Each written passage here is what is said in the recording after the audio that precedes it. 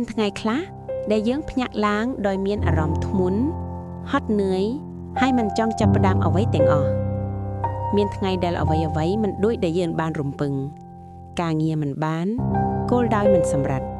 ហើយបេះដូងពោពេញដោយការខកចិត្តយើងអង្គុយស្ងៀមសួរខ្លួនឯងថាតើខ្ញុំកំពុងដើរត្រឹមត្រូវឬទេតើខ្ញុំអាចបន្តទៅមុខបានទៀតឬទេប៉ុន្តែសូមចងចាំរឿងមួយថ្ងៃអាក្រក់មួយមិនអាចកំណត់ជីវិតអ្នកបានទេការបរាជ័យមួយក៏មិនអាចសម្រេចអនាគតអ្នកបានដែរជីវិតមិនត្រូវបានវាស់តាមចំនួនដងដែលអ្នកដួលប៉ុន្តែត្រូវវាស់តាមចំនួនដងដែលអ្នកអាចឈរឡើងវិញថ្ងៃនេះអ្នកអាចនឿយហត់អ្នកអាចបាត់បង់ទិសដៅអ្នកអាចមានអារម្មណ៍ថាខ្លួនឯងមិនទាន់គ្រប់គ្រាន់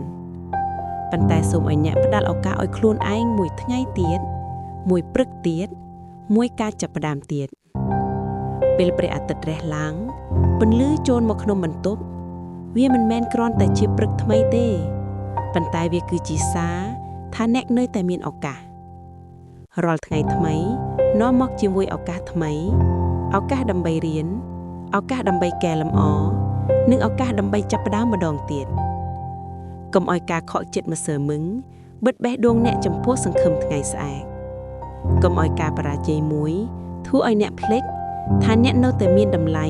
និងមានសមត្ថភាពថ្ងៃស្អែកមិនតម្រូវឲ្យអ្នកល្អឥតខ្ចោះទេវាគ្រាន់តែស្នើឲ្យអ្នក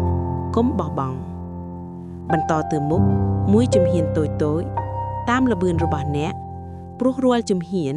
ក៏ជាការរីកចម្រើនដែរមិនថាផ្លូវនៅមុខវែងប៉ុណ្ណាឬលំបាកប៉ុណ្ណាសូមជឿជាក់លើដំណើររបស់អ្នកហើយជឿជាក់លើខ្លួនឯងសូមដេកដោយសង្ឃឹមហើយភ្ញាក់ឡើងដោយជំនឿព្រោះថ្ងៃស្អែកតែងតែមានឱកាសថ្មីសម្រាប់អ្នកដែលមិនឈប់ព្យាយាមសម្រាប់អ្នកដែលជ្រើសរើសឈរឡើងវិញជារៀងរាល់ថ្ងៃ